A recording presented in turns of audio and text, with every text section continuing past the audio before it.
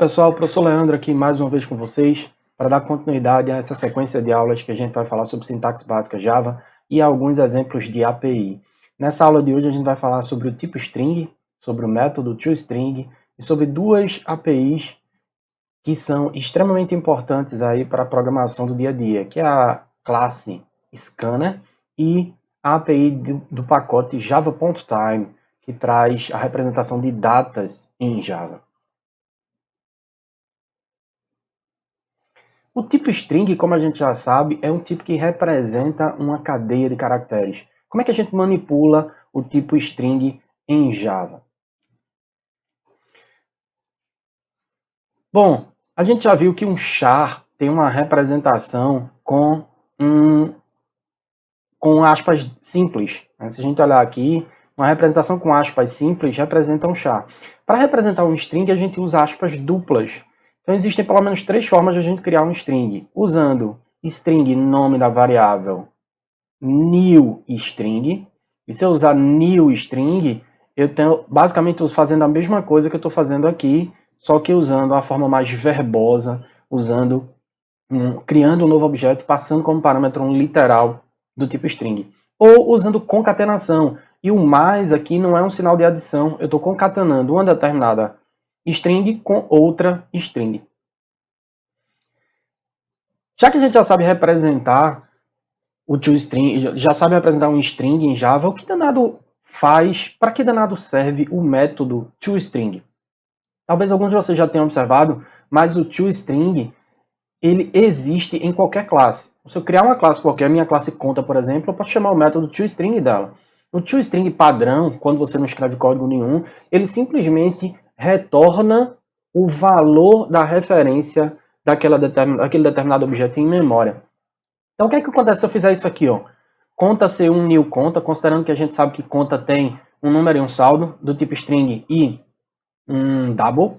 E eu mando imprimir C1. Vejam que eu estou mandando imprimir C1 como sendo uma referência para o tipo conta. O que é que vocês acham que acontece? Provavelmente ele vai imprimir um valor hexadecimal de C1 que representa a referência do objeto em memória. Isso não representa muita coisa para a gente, ser humano. O toString, na verdade, ele chega para a gente dar uma representação textual a qualquer objeto que você quiser. Então vamos escrever um método toString na prática. Esse é um exemplo do método toString, mas eu vou chavear agora para o IntelliJ para a gente ver como é que esse negócio funciona na prática.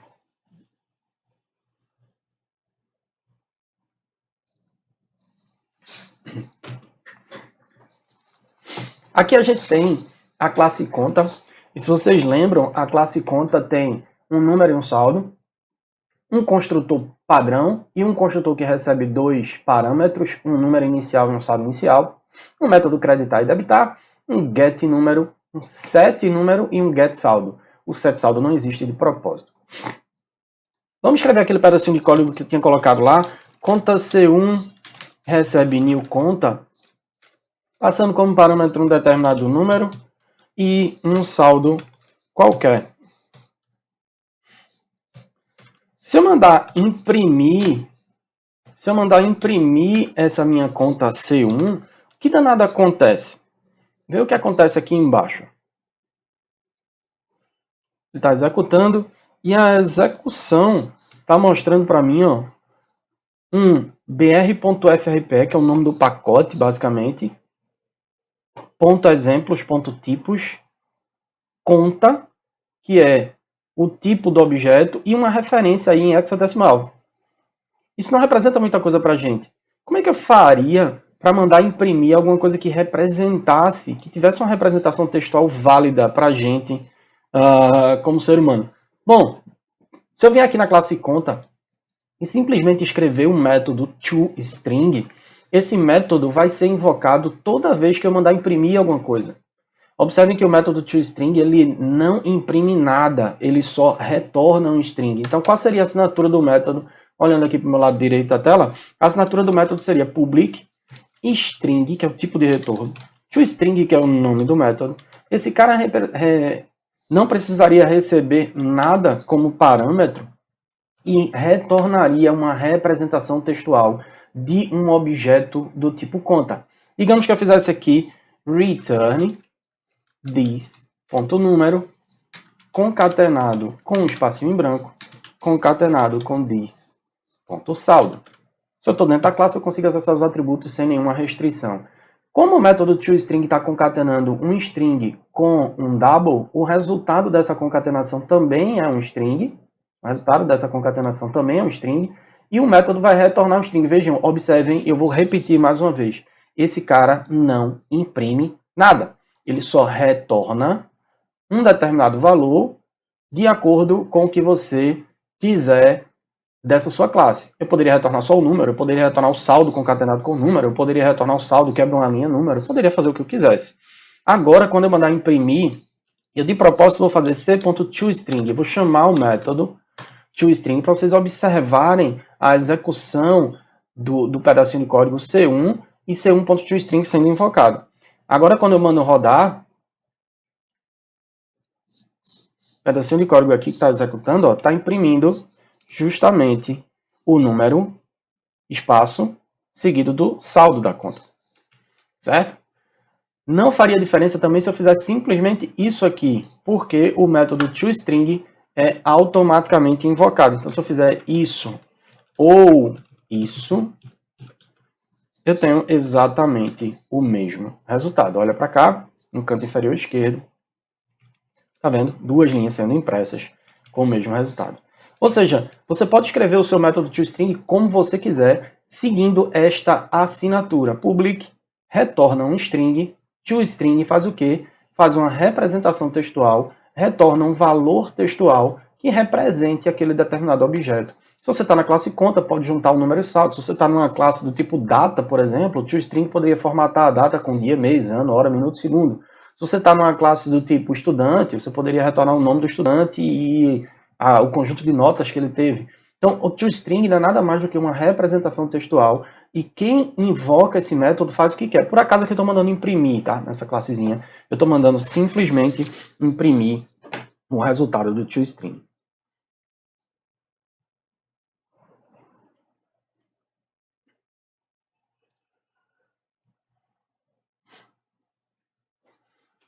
Lembrando que strings são tipos de referência, então se você quiser comparar duas strings, sempre use .equals. String A, new string bola azul, string B, bola concatenado com azul, então isso aqui vai ter exatamente o mesmo conteúdo dessa string aqui em cima. O detalhe, se eu quisesse comparar as duas, eu precisaria usar o A.equals B. Se A.equals B, esse cara vai imprimir conteúdo da string é igual, senão ele imprime conteúdo da string diferente. Se eu testar com igual, igual, por acaso, o resultado é exatamente esse aqui. Porque quando eu uso igual, igual, eu estou testando referência, eu não estou testando conteúdo. Se está com tipo de referência, usa .equals. Duas coisinhas que eu vou falar sobre APIs agora. Uma API bem importante que vocês vão acabar usando bastante durante o desenvolvimento, durante o curso de desenvolvimento de alguma parte do projeto, é a classe Scanner. A classe Scanner serve para você importar coisas, você receber dados do teclado. Com Scanner, você pode fazer exatamente isso aqui, instanciar a classe Scanner, que faz parte de um pacote específico em Java, então essa classe precisa ser importada, a IDE faz isso para você, e passa como parâmetro system.in. System.in é o input padrão do sistema operacional, que é representado pelo teclado. Então vamos fazer mais um exemplozinho rápido aqui. Se eu quiser usar scanner, vamos botar para cá.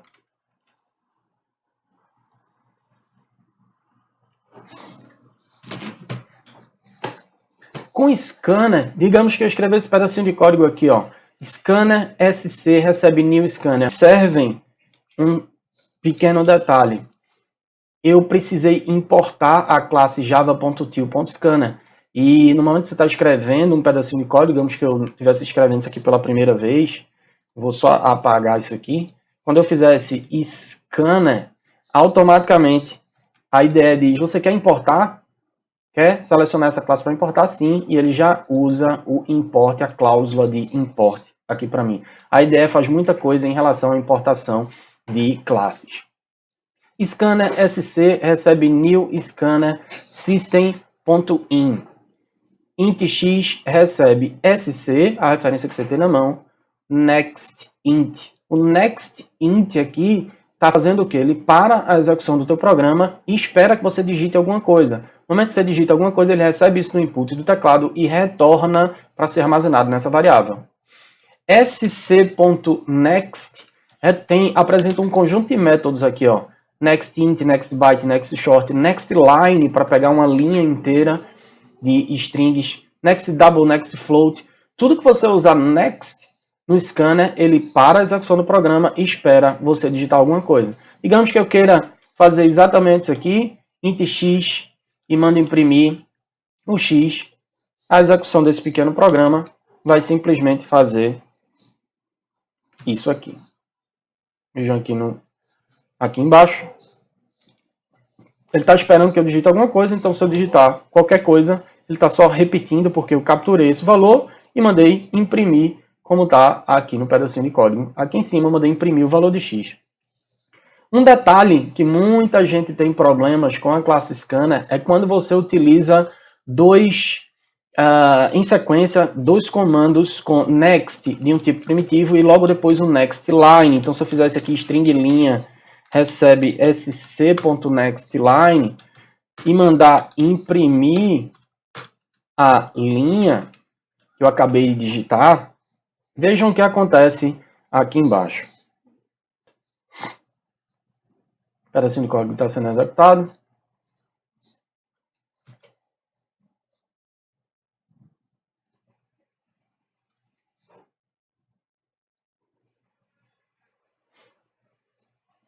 E agora ele está esperando eu digitar um número, digitei 1515, dei Enter, e ele, imprimiu o número e não esperou essa execução da linha do next line, ou seja, ele terminou meu programa e não capturou o que eu deveria fazer. O que é que acontece? Essa é um comportamento esperado da API.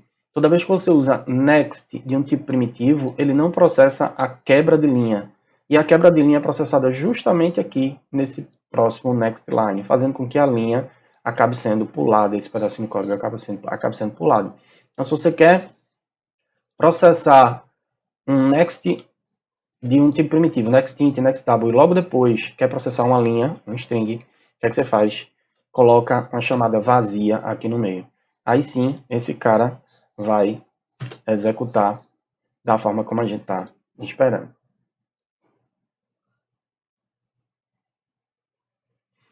Vou digitar um número. E agora ele está esperando que eu digite uma linha qualquer, linha ditada, e aí sim ele está imprimindo o número, depois imprimindo a linha. Então cuidado, se tiver na sequência de next, de tipo primitivo, e next line, usa uma chamada vazia aqui no meio. Beleza? Por fim, o que eu gostaria de comentar com vocês é uma API de extrema relevância quando você vai tratar de datas. Em algum momento vocês vão precisar manipular datas em Java. Seja data com hora, seja somente uma data, ciclo de intervalo entre datas. Então existe uma API bem interessante e aqui eu deixo a referência para vocês com todos os detalhes, com vários exemplos de código em português. Então deem uma olhadinha nisso aqui. Eu deixo esses slides disponíveis, não deixem de olhar. Esse pedacinho de código tem muito exemplo de como você usar as classes Instant Duration Period, por exemplo, e como usar um Local Date, que representa uma data local, e como usar um Local Date Time, para usar uma data e hora local, e esse local representa uma data sem fuso horário. Se você quiser alguma data com fuso horário, vai existir uma data chamada um objeto do tipo Zoned Date Time. E várias coisas que vocês podem fazer, como calcular a diferença de datas, verificar se uma data está dentro de um determinado intervalo. Várias coisas são interessantes para fazer nessa API. Eu vou mostrar um exemplozinho bem rápido, mas bem rápido mesmo, só para a gente entender como é que funciona e quais métodos a gente pode usar de forma bem direta, tá? Os detalhes vão ficar disponíveis aí como referência para vocês. Vou alternar aqui para o meu IntelliJ, mais uma vez. Já não me interessa mais a classe conta, eu vou abrir aqui uma classe qualquer, uma classe chamada de datas em Java. E digamos que eu queira criar uma data local. Uma data local é simplesmente criada como local date. Local date. Vejam que ele já oferece para mim o import dessa data, certo? Então, local date minha data recebe local date.off. Off é um método chamado de acesso, é um método que cria um objeto para mim baseado num conjunto de parâmetros. É como se fosse um construtor. Mais para frente a gente vai ver que dá para criar esse tipo de método usando static. Mas por enquanto, abstraindo desses detalhes. A gente pode criar uma local date usando localdate.off, ano, mês, julho 15, certo? Feito isso, se eu mandar imprimir essa data, essa minha data, eu já consigo visualizar alguma coisa funcionando.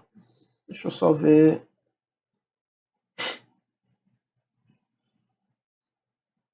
Vou escrever local date aqui com D minúsculo. E aí, quando eu mando executar esse cara, observem aqui, vejam que ele já está representando para mim no formato padrão 2027-15 como ano, mês, dia. E eu posso até formatar como eu precisasse. Digamos que eu quisesse formatar isso usando o formato dia, mês e ano, ou dia, mês, mês, mês e ano, com mês por extenso. Eu poderia usar um formatador de data. Um formatador de data é uma classe chamada de DateTimeFormatter. DateTimeFormatter, vamos chamar aqui de meu formatador. Recebe DateTimeFormatter. DateTimeFormatter.ofPattern. E com o ofPattern eu consigo passar um padrão em string que ele consegue reconhecer. Digamos que eu queira dia, barra mês, barra ano. E essa formatação está toda definida na API, tá? Quando eu mandar se imprimir alguma coisa, eu poderia pegar string resultado. Eu quero imprimir a formatação dessa data. Eu uso meu formatador.format quem a minha data, passando a data como parâmetro. Com esse resultado na mão, aí sim eu consigo imprimir a data com o formato que eu preciso. Ver o resultado aqui. Tá vendo? A impressão da data no formato padrão e a impressão da data no formato que eu defini. Essas definições do que eu posso passar aqui como parâmetro está definido na API, tá? Se eu, por exemplo, passar 4 M's aqui maiúsculos, ele vai representar isso para mim com o mês por extenso. Para saber de todos os detalhes, aí sim você tem que ler os detalhes da API naquele link que eu coloquei lá nos slides. Vou mandar executar aqui só para testar e ver o resultado. Tá vendo aqui, ó? 15 de julho agora de 2020. Outra coisa que a gente pode fazer é representar uma local date time agora. Uma local date time não é nada mais do que uma representação de data e hora. Local date time, minha data, hora, recebe local date time.off. Eu vou passar ano, dia, ou ano, mês, de 5 hora, eu posso colocar aqui 13, 40, 00. Então ele transformou aí na chamada de ano, mês, dia, hora, minuto, segundo. E da mesma forma, se eu mandar imprimir usando um determinado formatador ou não, esse cara imprime a hora para mim. A hora e data agora. Eu poderia usar, eu tenho um pedacinho de código aqui como exemplo, digamos que eu use esse pedacinho de código só com duas local dates e queira calcular o período entre essas duas datas. O período entre essas duas datas seria calculado através de um period ou através da chamada de um método da própria data chamada de until. Com period, eu vou chamar de period p. Precisa importar essa classe, tá? Ele está dizendo, ó, importa aí do pacote java.time. Period p recebe recebe period.between, e o método between está dizendo, me passe a data inicial e a data final. Digamos que eu queira pegar essa data de hoje até a data feriado, para saber quantos dias existem.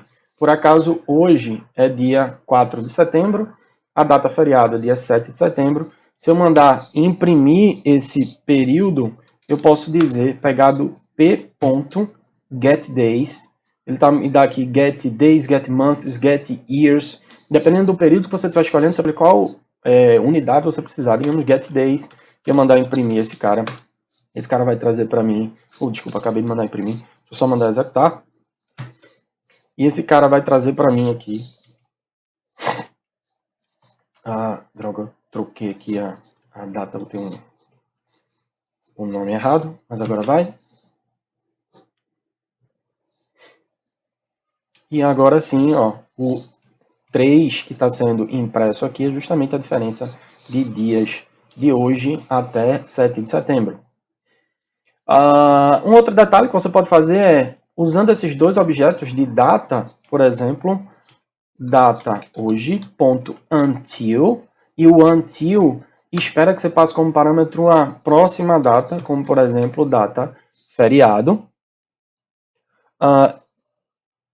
E a unidade que você quer de diferença entre as duas, você poderia calcular de agora até a data de feriado, quantos segundos, quantos minutos, quantos dias, quantas horas existem, mas eu vou passar aqui ponto days. Eu digo, ó, me diz da data de hoje até, until, a data de feriado em dias, e esse cara me retorna um determinado valor. Eu vou guardar esse valor aqui em TV e mandar imprimir esse determinado valor. Acredito que esse cara aqui é um long, na verdade, desculpa. Eu vou mandar imprimir esse determinado valor. Veja que a diferença vai ser exatamente a mesma coisa de 3 dias, só que ele vai imprimir duas vezes os 3 dias. Primeiro referente ao period e o segundo referente o until, usando o método until. Beleza, galera? Todos os detalhes que vocês quiserem em relação à API, vocês podem consultar, podem perguntar a gente diretamente, mas a ideia é que vocês não se acanhem em ler a API, certo? A gente passa muito tempo lendo a API é para ser consultada, então dá uma olhada nesse exemplo aqui, como eu tinha falado, nesse link, tem vários detalhes, mas na API oficial, se você buscar por local date time ou java.time API no Google, você vai retornar a documentação oficial de como você pode utilizar isso. Beleza? Obrigado pela atenção de vocês. Vai deixando o like aí para a gente saber que vocês estão assistindo. E até a próxima aula, quando a gente vai falar sobre estruturas e expressões de controle. Até mais!